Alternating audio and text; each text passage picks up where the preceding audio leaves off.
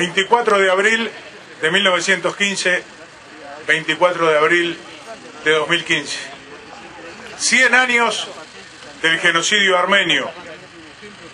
Señora Ministra de Turismo y Deporte, Lilian Kechichian, señores representantes nacionales, Gustavo Borosari, Martín Lema, Conrado Rodríguez, señor exintendente de Montevideo, Alberto Rosselli. Agradecemos también la presencia, aunque ya se tuvo que retirar, del candidato a la Intendencia Municipal de Montevideo, Daniel Martínez. Señora directora del Correo Uruguayo, Solange Moreira.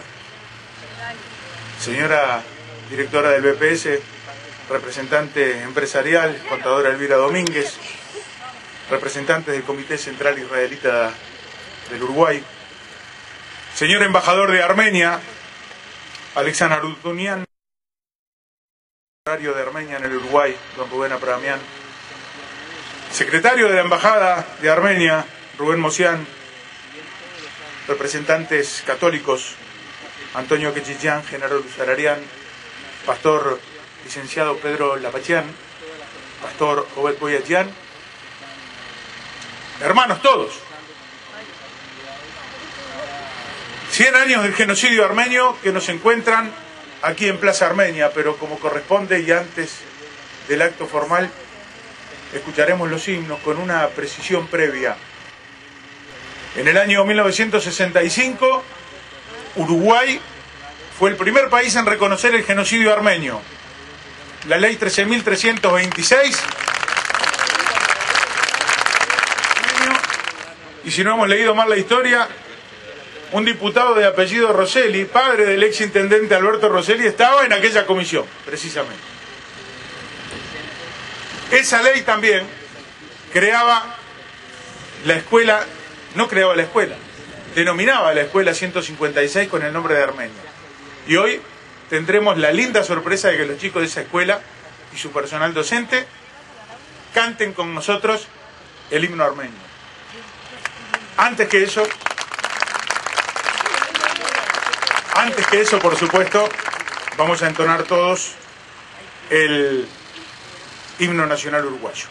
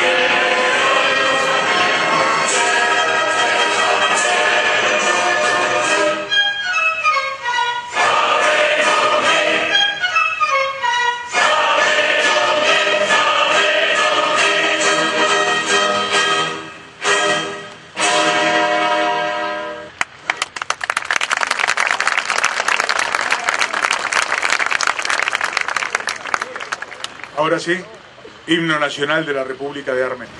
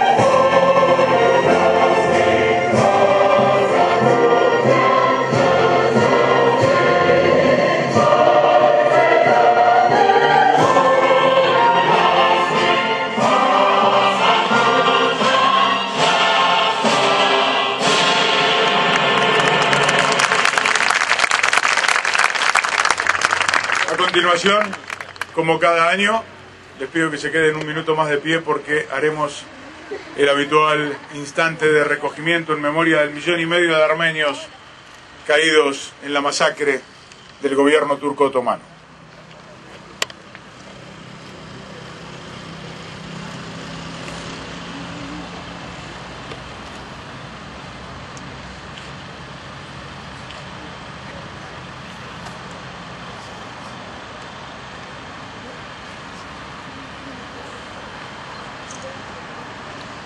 Gracias. Estamos aquí en Plaza Armenia. Plaza Armenia tiene una historia que se remonta a 1971. En ese año, precisamente, la comisión que se fue formando alrededor de Radio Armenia y de don Antonio Rupenian logró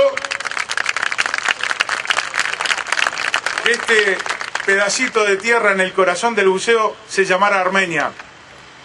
Un año después, esta rambla llevó también la misma denominación y la mancomunión de 13 instituciones monolíticamente unidas en ese liderazgo de Radio Armenia y de don Antonio Rupenian lograron prácticamente una década después esta ofrenda, este monumento, que es la ofrenda de la colectividad armenia del Uruguay a los 250 años de la fundación de Montevideo. Aquí, en este lugar de todos los armenios, hemos venido a celebrar grandes alegrías y también a recordar nuestras tristezas. Y en estos 100 años de genocidio armenio, por supuesto que hoy estamos todos aquí, absolutamente todos, para seguir monolíticamente unidos, recordando a nuestros antepasados, pero proyectando a nuestra nación al futuro. Por eso es que en un sencillo acto, que además tendrá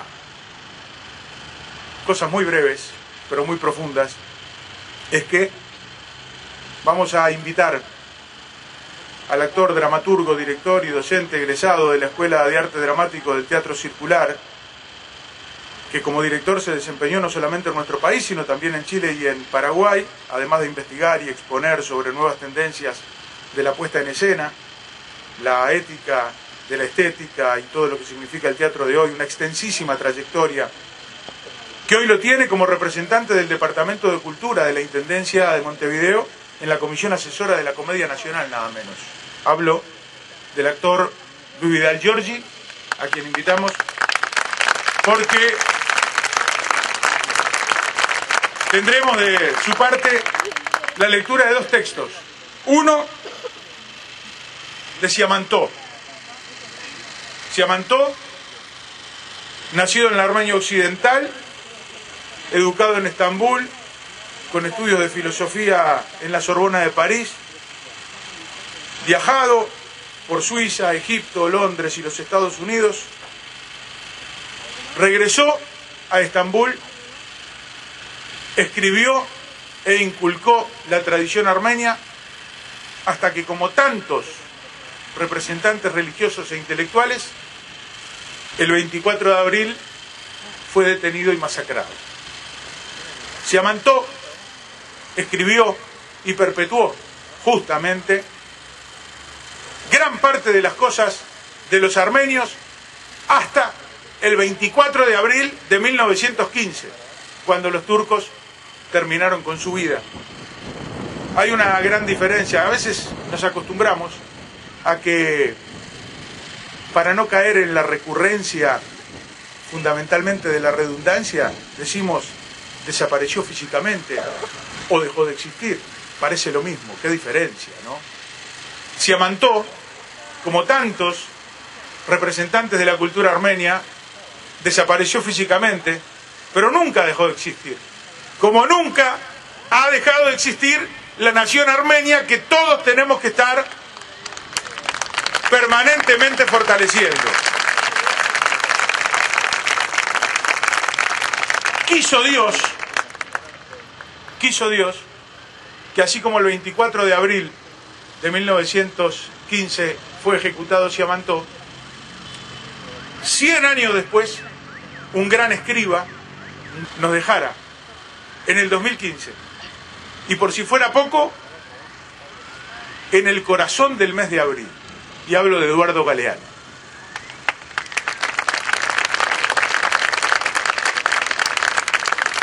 El actor y director Luis Vidal Giorgi precisamente nos va a entregar la lectura de obras de Siamantó y de Eduardo Galeano referidas a los armenios.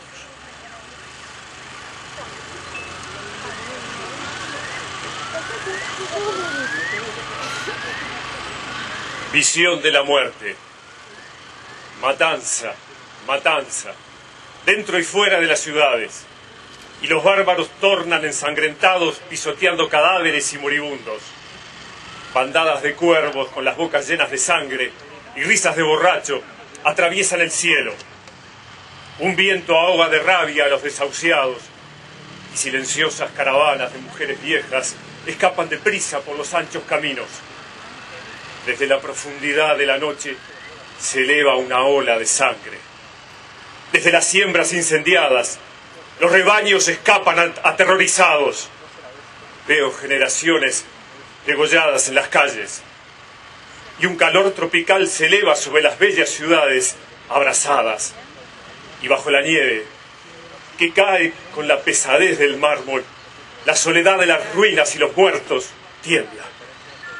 Oíd el terrible chirrido de los carros bajo el peso de los cadáveres apilados que desde una calleja van hacia las fosas comunes. Oíd las últimas voces del delirio en los golpes del viento que los árboles destruye. No os acerquéis, no os acerquéis. No vayáis a acercaros a los cementerios ni al mar. Sobre las rojas aguas diviso barcos a lo lejos, los cadáveres se amontonan sobre ellos. Oíd, oíd, oíd el canto de la tormenta sobre las olas del mar. Matanza, matanza, matanza. Oíd, oíd, oíd el aullido desgarrador de los malditos perros que me llegan de los valles y los cementerios. Cerrad las ventanas y también los ojos. Matanza, matanza, matanza.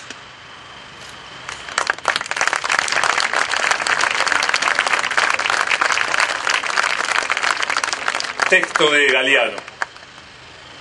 El Imperio Otomano se caía a pedazos y los armenios pagaron el pato. Mientras ocurría la Primera Guerra Mundial, una carnicería programada por el gobierno acabó con la mitad de los armenios de Turquía. Casas saqueadas y quemadas, caravanas de desnudos arrojados al camino sin agua y sin nada, mujeres violadas a la luz del día en la plaza del pueblo, cuerpos mutilados flotando en los ríos. Quien no murió de sed, hambre o frío, murió de cuchillo o de bala, de horca o de humo. En el desierto de Siria, los armenios expulsados de Turquía fueron encerrados en cuevas y asfixiados con humo, en lo que fue algo como una profecía de las cámaras de la Alemania nazi. 20 años después, Hitler estaba programando con sus asesores la invasión a Polonia, midiendo los pros y los contras de la operación. Hitler advirtió que habría protestas, algún escándalo internacional, algún griterío, pero aseguró que ese ruido no duraría mucho. Y preguntando comprobó: ¿quién se acuerda de los armenios?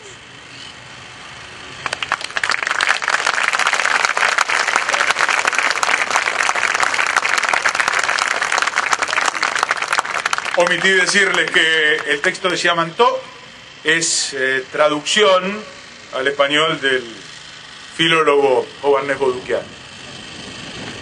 En este mismo momento se está realizando también un acto en la Escuela Armenia de Salto, en carpintería, la escuela que lleva el nombre de Armenia de Salto en carpintería, y los chicos están en este momento también recordando el genocidio armenio, así como también las autoridades de la Organización Multiinstitucional Armenia del Uruguay en la mañana de hoy colocaron una ofrenda floral en la Plaza del Genocidio, allí en la zona de Tres Cruces. Hace unos meses visitó Uruguay, un periodista de Jean TV, y tuvimos varios de nosotros la oportunidad de estar con él. Y lo hablamos con la señora Lilian Quechichán en alguna oportunidad. Estaba asombrado de la cantidad de cargos públicos y no públicos, pero cargos de relevancia que tenían los armenios en Uruguay. Y bueno, después de esa visita del periodista de Jean TV de Armenia, también tuvimos la noticia de que un representante de nuestra colectividad, doctor en matemáticas, profesor grado 5 de la universidad en esa materia, era nombrado, era votado como rector de la Universidad de la República. Él es nuestro único orador de la presente jornada en Plaza Armenia. Adelante, doctor Roberto Marcarián. Yo tenía preparado un discurso que lo voy a hacer, pero estos muchachos de entre 8 y 12 años que están aquí me hace empezar refiriéndome a ellos. Yo fui alumno de una escuela pública como ustedes, la escuela número 38, que está en la calle Juan Jacobo Rousseau y Corrales, en la Unión. Ustedes vienen de otro barrio, pero anda por ahí cerca, no es muy lejos. Y me alegro de que en esta conmemoración que une a tanta gente, porque estoy realmente sorprendido de ver tantos conocidos, pero más bien tantos desconocidos, que hasta me alegra más de ver gente que no conozco y que se acerca a una cosa tan importante como es esta conmemoración de una cosa decididamente fundamental, no en la armenianidad, sino en la defensa de los seres humanos y de los valores humanos positivos. Los hay muy negativos, y por eso que estamos conmemorando esto, pues si no hubiera sido la negatividad de la Turquía otomana no estaríamos aquí. Me alegro de verlos a ustedes como yo me hubiera visto hace 60 años, yo tengo 68, en mi escuela en la que fue maestro don Clemente Estable, gente importante del país, salimos unos cuantos universitarios de allí, un lugar donde nuestros compañeros eran obreros de la FUNSA y almaceneros armenios como eran mis abuelos paternos y mi madre. Así que empiezo de una manera extraña para decirles, me alegro que ustedes estén aquí.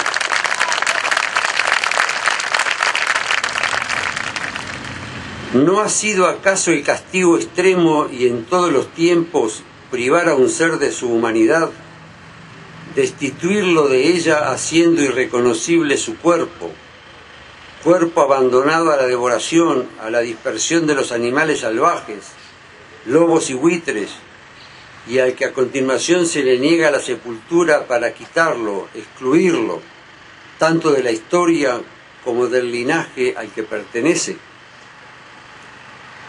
Esta es una frase de una psicóloga franco-armenia, franceso-armenia, Hélène Pirolian, que dudé si leerla porque es un poco complicado, pero me pareció bueno abrirla porque, como lo dije con más extensión en una conmemoración que hubo en el Sindicato Médico del Uruguay, esos son mis recuerdos, los míos, los de Roberto Marcarián, de mi abuela Mariam Garabedian.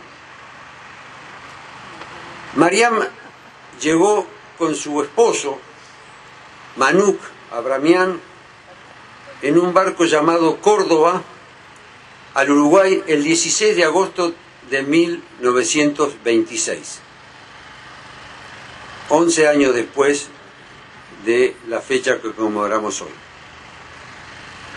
Y el periodo que pasó desde Suyozgat, que esa es la ciudad en la que nació mi abuela, o Diyarbakir, que fue la ciudad donde nació mi abuelo Manuk, esos 11 años que pasaron fueron años de sufrimiento. Fueron años de correrías en los desiertos del Irak, de Siria, y luego en un barco para llegar aquí. Ese barco, Córdoba. Vinieron con Petros, que tenía 17, hermano de Manuk, y con Rose, que vive, tenía 1 año en ese momento y nació allá. Mi tía mayor, tiene cerca de 90 años, claro, que no está aquí, pero decididamente querría que estuviera aquí, porque esa era la familia armenia mía que llegó al Uruguay, la familia mía armenia que me crió, como aclaré debidamente anteriormente. Y los recuerdos de la abuela Mariam, que yo, que ya era un estudiante aplicado y estudioso, y en una cosa extraña que me compró mi madre, una enciclopedia geográfica, Garlicho, algo así, un nombre catalán, muy franquista la enciclopedia, en mi opinión, pero muy buena. La abuela Mariam me ayudó a hacer un mapa de su recorrido saliendo de Yozgat. Yo visité Yozgat, ahora, hace pocos años. Visité Yozgat, y ya algunos acá lo han oído, visité Marash, visité Zeytún, visité los lugares de los grandes monasterios que están destruidos ahora, cercanos a Daná. Estuve en la Armenia de esos tiempos, en la Armenia medieval, porque los armenios estuvieron ahí entre el siglo VIII y el siglo XII. Yo digo un tanto en broma y un tanto en serio que los armenios eran la Guantánamo de los cruzados. Se creó un reino de armenios para hacer la base para conquistar las tierras santas. Y eso, que puede ser complicado de discutir, estudiando la historia armenia del medievo, me he convencido que tiene algo de eso. Visité los lugares, las fortalezas armenias, me preocupé de ir ahí. Tenía un libro de un armenio francés que hizo un gran libro de historia de los reinos armenios. Fui uno tras otro, estaba en auto, y los turcos actuales me trataron bien. Fui de aquí para allá, yo no hablo ni turco, ni armenio, ni hablo inglés, francés, un montón de lenguas, pero no hablo las lenguas que se hablan ahí, y logré ir a todos lados. El lograr ir a Zeytún nomás es una aventura, porque no se llama Zeytún, hay que llegar, hay que juntarse con un montón de gente que no habla nada más que turco, que fueron los que ocuparon las casas que dejaron los armenios, porque esa es la pura verdad. Me llevaron a la casa de los armenios, y me dijeron que eran casa de armenios. No, ellos no andan vendiendo versos con eso. Zeytún es un pueblo de rebeldes armenios, como es sabido. Fue de los lugares donde aquí tiene que haber muchos Zeytuntli, estoy seguro. Son de los armenios que hay aquí que se resistieron. Están los que se retiraron más al sur, cerca de la frontera siria. Ahí hubo un Markarian, que fue mi abuelo, que estuvo de guerrillero. Ahí, hay fotos de él. Acá hay alguien que me dice que sí. Muy bien. Así que esa es mi experiencia realmente. Mi experiencia es de conocer eso que está descrito ahí en ese texto de una psicóloga. Yo leí este texto que también yo me siento identificado con estos textos. Esa es la purísima verdad. Para todos nosotros hay una zona de penumbra entre la historia y la memoria. Porque no es solo memoria de los armenios, es historia. Y la historia es distinta de la memoria. Yo tengo una hija que es historiadora y me lo ha hecho saber correctamente. Una cosa es la memoria y otra cosa es la historia. La memoria recuerda y la historia analiza. Se pregunta por qué pasan las cosas, que es otra historia. Para todos nosotros hay una zona de penumbra entre la historia y la memoria, entre el pasado como un registro general abierto a un examen más o menos imparcial y el pasado como parte recordada o experiencia de nuestras vidas. Para los seres humanos individuales, esa zona se extiende desde el punto donde comienzan las tradiciones o memorias familiares, que esto es lo mío, hasta el fin de la infancia, cuando se reconoce que los destinos público y privado son inseparables y se determinan mutuamente. Y esto es lo mío de ahora. Una cosa es la memoria de la infancia, los cuentos de la abuela Mariam, del sufrimiento, de las barrigas abiertas con fetos adentro, que son historias que me contaba la abuela Mariam, y la historia verdadera, que es la de una gesta de un pueblo crucificado. Sí quiero referirme, no sé si brevemente, que me perdone que soy Ian, fue el que me invitó específicamente a esto, capaz que me alargo un poco más.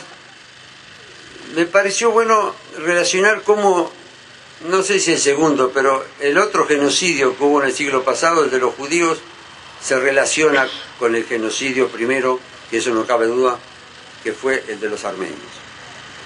Ustedes saben que la palabra genocidio misma es un invento reciente dentro de las lenguas. En 1900, al fin de la Segunda Guerra Mundial, no sé si era filósofo o abogado, un abogado judío polaco, nacido en la Rusia polaca, decidió que había que dar una palabra específica a lo que se había hecho con el pueblo judío, porque ese fue el origen. Se inventó la palabra genocidio. Él dijo: es la puesta en práctica de acciones coordinadas que tiendan a la destrucción de los elementos decisivos de la vida de los grupos nacionales con la finalidad de ser aniquilados. Eso es textual del señor Rafael Lemkin, que fue el que introdujo la palabra genocidio en el lenguaje universal. Genocide, genocide en francés, cada una tendrá su traducción, pero la palabra no existía y se insistió que debía haber una palabra expresa para eso. Y la presión que hacemos, déjenme incluirme en la colectividad, aunque ustedes saben que yo soy poco de la colectividad, que exigimos que se aplique a lo que pasó con los armenios, es ultra razonable. El que celebremos que el Papa lo haya usado por primera vez en aquella católica, me parece que está bien.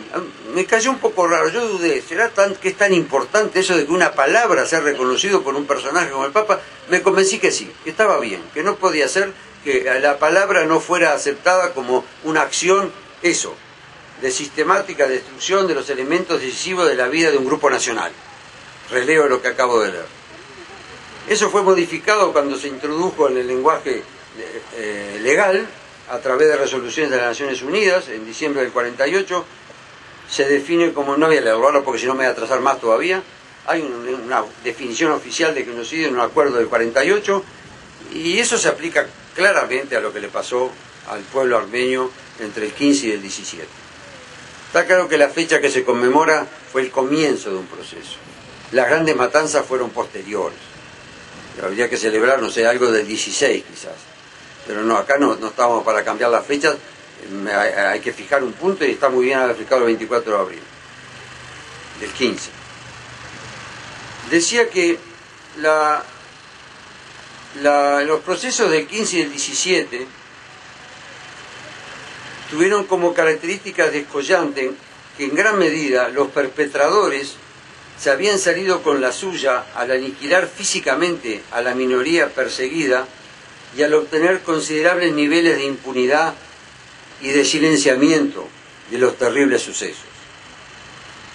La relativa facilidad con la que se llevó a cabo el genocidio armenio y con la que los perpetradores escaparon de la justicia retributiva impresionó a los líderes nazis cuando contemplaron una iniciativa similar respecto de los judíos. Esa es la pura verdad.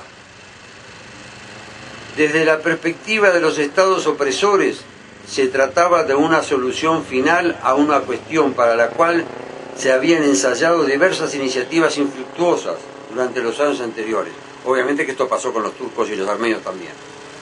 En el caso armenio, el Imperio Otomano venía llevando adelante diversas políticas de represión contra esa minoría con el objetivo de acallar sus demandas y someterla a las exigencias del régimen. En los papeles que Kezoian me alcanzó para ilustrarme a mí sobre este proceso, está todo escrito, no voy a hablar ahora de eso porque me pareció que no era el tema al que yo me tenía que referir.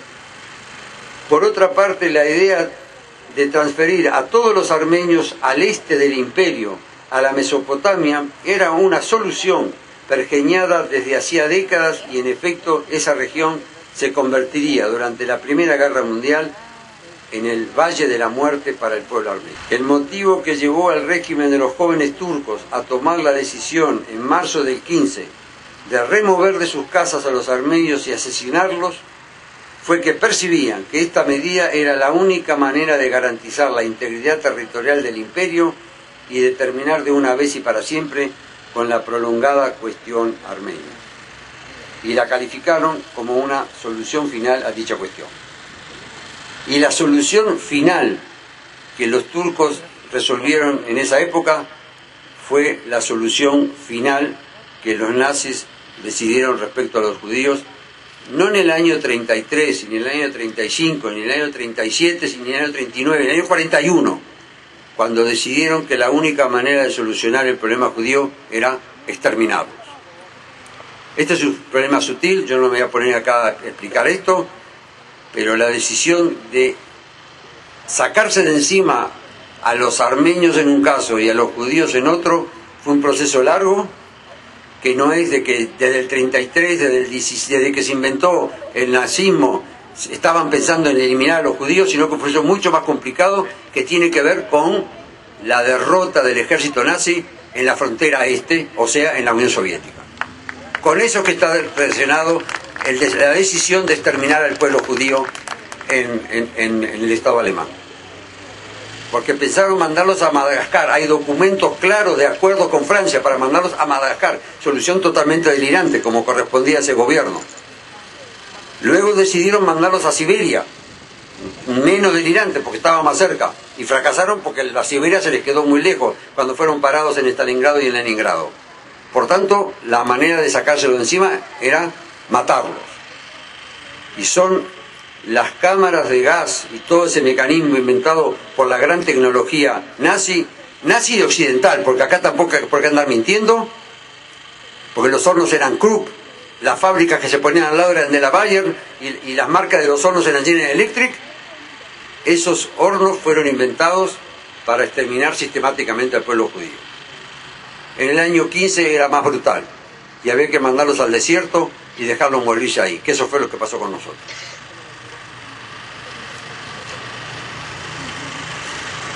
El colectivo atacado era claramente identificable y en su conjunto no redundaba en un peligro interno para ninguno de los dos estados genocidas, ya que tanto los armenios del Imperio Turco Otomano como los judíos del Tercer Reich estaban en su gran mayoría nucleados en comunidades pequeñas, medianas y grandes dedicadas al comercio, las artesanías, la industria y las profesiones liberales, además de haber numerosos individuos de ambos pueblos directamente ligados a la ciencia, las artes o la religión. Yo agregaría que una gran parte del pueblo armenio que está aquí provienen de zonas rurales. Mis parientes provienen de zonas rurales. Eran analfabetos casi de su lengua.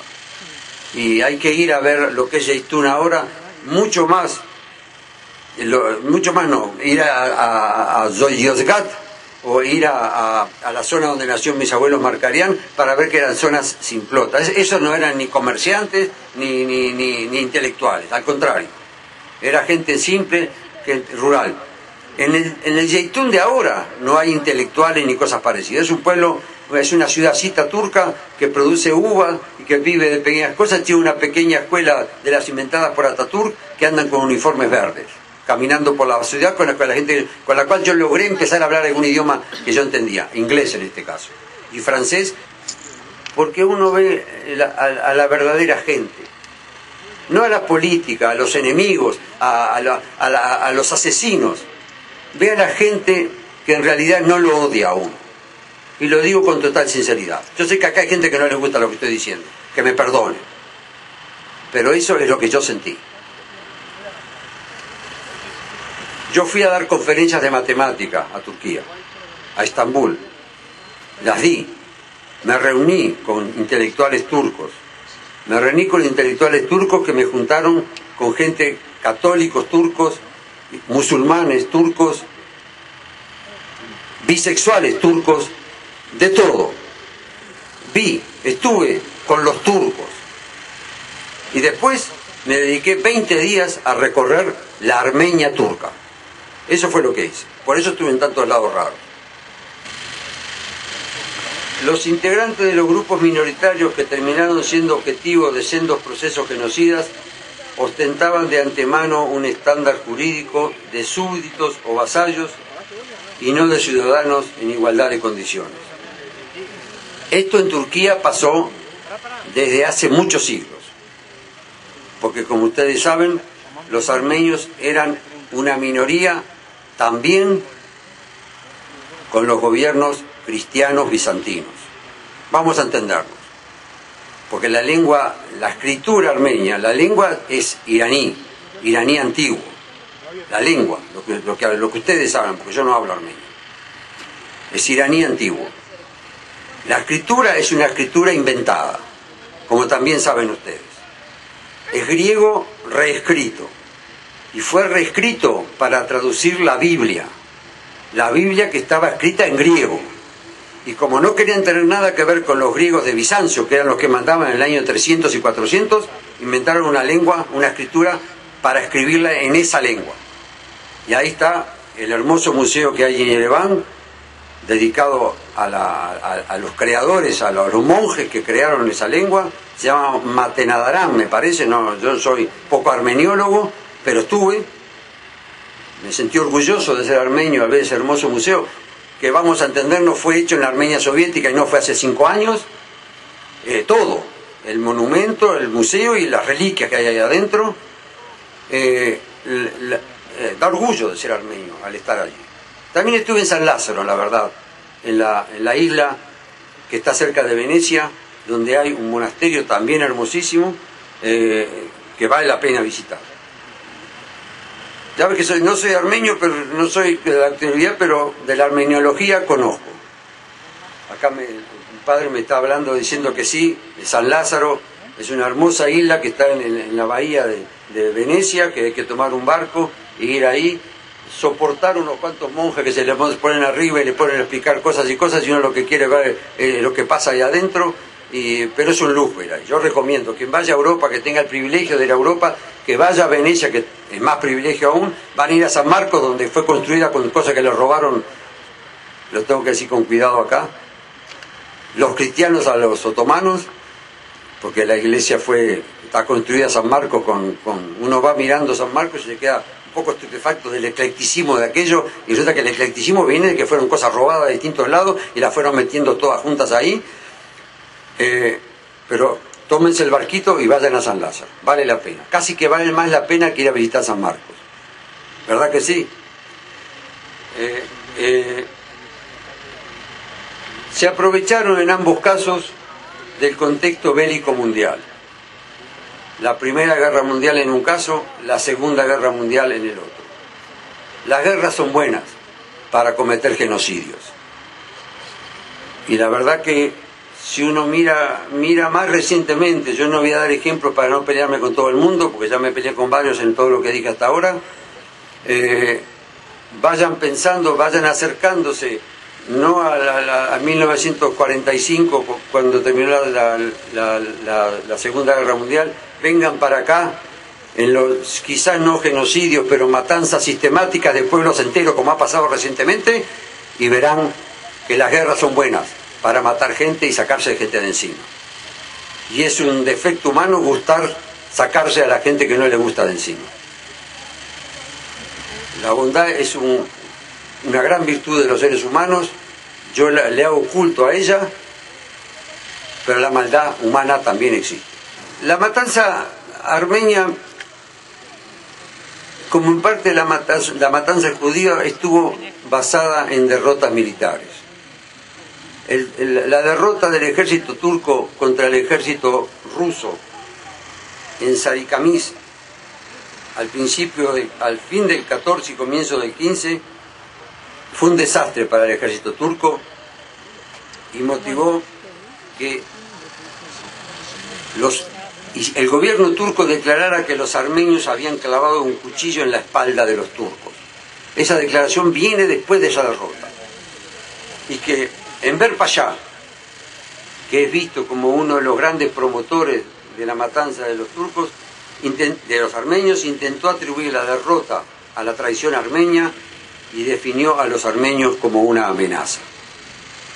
Y la amenaza que los armenios, pobres armenios, significaban para el Imperio Otomano, motivó el comienzo del 24 de abril y los años sucesivos. Las instrucciones relacionadas con el exterminio de los deportados circularon mediante órdenes verbales, secretas o cifradas.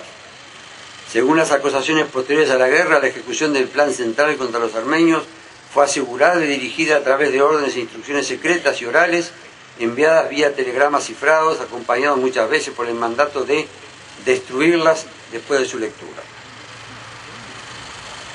El tramo más extenso del genocidio cometido por el régimen de los jóvenes turcos consistió en la orden de deportación de todos los armenios para hacer su reubicación en zonas desérticas ubicadas en el este del imperio, con la excusa de que esta minoría cristiana constituía un peligro para la seguridad del Estado otomano durante la guerra. La constatación de esto es lo que me contó la abuela María. Esa es la pura verdad. Porque las soledades de los lugares que ella describía con un lenguaje, con un mal español, porque yo no entendía armenio casi, no entendía y no entiendo armenio casi, mal hablado, los mapas que íbamos reconstruyendo, está claro que esto era lo que le iba pasando a ella, a su familia. Del Yozgat, pasando cerca de la actual capital de la República Turca, y atravesando, yo estoy viendo el mapa, perdonen que lo haga así porque es lo que estoy viendo en el mapa que hice cuando tenía 10 o 12 años, bajando hacia el sur, hacia el norte de Irak, entrando en Mosul, que fue un lugar por donde pasaron, es una ciudad ahora muy disputada por toda esta banda de gente que anda molestando allí. Perdonen el lenguaje con lo que lo digo, pero los que están molestando son los norteamericanos que se han metido en Irak. Su entrada en Siria y su llegada a los puertos del Mediterráneo, esa es la trayectoria. Y eso, si uno mira un mapa de esos que tienen colores, eso es todo, casi todo es amarillo ahí. Hay poco verde ahí. Y el amarillo son los desiertos, esto de lo que está hablando esta crónica que estoy leyendo. Y solo para terminar, porque tenía más cosas para decirles, pero creo que me fui alargando, sea con la referencia a estos muchachos, que casi que lo que más me alegra de esta reunión, es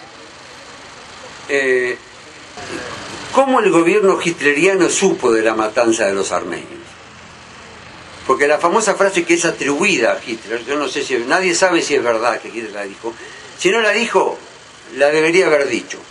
Esa frase de que, después de todo, ¿quién habla hoy de la destrucción de los armenios? Esa frase fue dicha antes de invadir Polonia. Y cuidado, Polonia.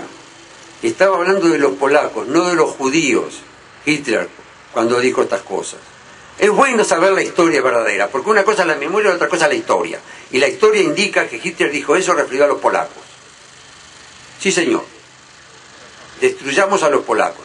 ¿Por qué? Porque quería comenzar la guerra e invadir Polonia, que era casi que como comenzó la Segunda Guerra Mundial. Puede que no lo haya dicho, porque no hay documentos que digan lo dijo. Hay una frase más larga que habla de los polacos, lo vamos a matar a todos, habló de Genghis Khan, en ese mismo presunta locución. Lo que está claro es que el gobierno nazi sabía lo que había pasado en Armenia. Sobre eso sí hay documentos. Porque algunos de los grandes inspiradores del nazismo auténtico, del nazismo de los años 20, que después se entronizó en Alemania en los 30, habían sido cónsules en Erzurum, en una cantidad de ciudades donde la matanza de los armenios había tenido un gran papel. Les voy a leer un documento del señor von Scheuner-Richter, cónsul de Alemania en Erzurum. Francamente, los perpetradores admiten que el último objetivo de las acciones contra los armenios es la completa aniquilación.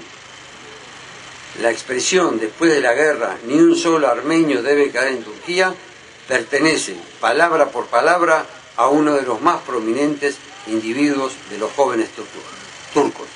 Documento del 28 de julio de 1915. Cónsul alemán en Erzurum. Así que no hay duda. Y ese señor en los años 20, entre los 20 y los 30, era un nazi sistemático, asesor de los creadores del gobierno social, nacionalsocialista alemán. Así que el conocimiento de que la gente olvida era parte del patrimonio de la matanza que los nazis comenzaron a hacer poco después. Yo voy a parar aquí porque creo que hablé mucho. Creo que dije lo que les quería decir, puede que no fuera lo que ustedes querían que les dijera. Yo les agradezco muchísimo que por ser un armenio, descendiente de armenio, nieto de armenios, hijo de medio armenio, porque mi padre nació en Armenia, pero por ahí, me hayan invitado a decir estas palabras en una celebración que yo siento profundamente. Muchas gracias.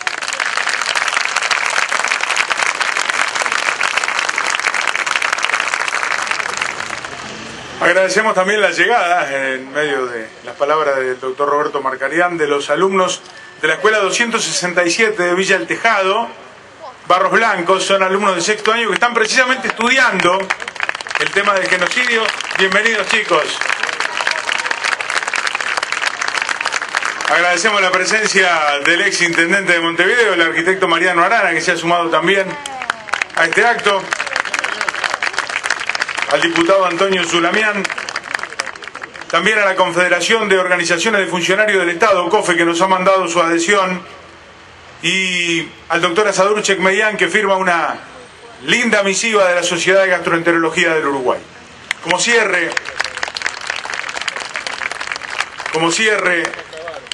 de esta tarde aquí en este estrado central, después iremos hasta el Hachkar, le pido al padre Antonio Quechechian y a todos los representantes de las iglesias armenias. Pastor, por favor. Culminar, como habitualmente lo hacemos, con vuestro mensaje y oración. Como cristianos, y nos gloriamos en decir siempre, la primera nación que adoptó como nación la fe cristiana, vamos a elevar nuestra oración por nuestra patria, por nosotros los que estamos aquí y aquellos que siguen en la madre patria, luchando también fuertemente para mantenerla vigorosa e ilustrada. Les invito, en primer lugar, a hacer la oración en armenio. Ornial del Merisus Christos, amén. Juntos, fuerte, los muchachos y la gente que lo sabe. Haimer bor erginisies, surpi decían un co, yegesea arcayutiunco, yegesim ganco, borves erginise begri. Sas mesa nabarzor, dur mesa isor, yepto comeses bardismer, borves el mecto gumberos bardabanaz, evida dice vese por sotrium, al feria de misicharen, si acayutium y ese del par, avidiales avidiales, amén. Y ahora en español también, porque el Padre Nuestro, el Padre Dios, es de todos. No tiene raza, no tiene ningún color, tiene corazón de amor. Por eso el Padre Nuestro en español, como en armenio, porque es nuestra lengua, es el himno mejor que podemos hacer. Padre Nuestro, que estás en el cielo, santificado sea tu nombre. Venga a nosotros tu reino. Hágase tu voluntad así en la tierra como en el cielo.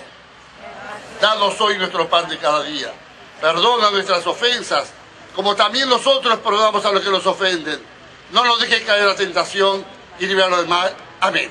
Y que la bendición de Dios caiga sobre todos nosotros, Padre, Hijo y Espíritu Santo. Amén.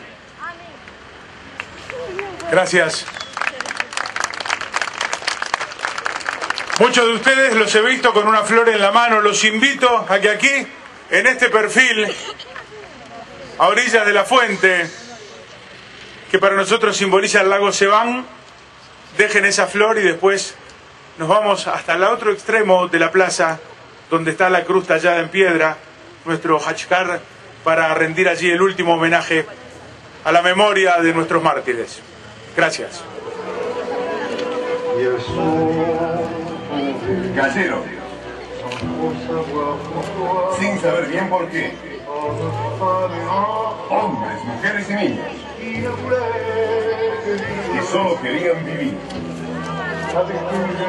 por movimientos pesados, como hombres ebrios, mutilados, masacrados, con los ojos abiertos de horror. Gallero, invocando a su Dios, en el umbral de su iglesia, o en las puertas de sus casas, como un rebaño del desierto, titubeando en conjunto, abatidos por la sed, el hambre, el hierro, el fuego. Nadie levantó la voz. En un mundo eufórico, mientras un pueblo se pudría en su sangre.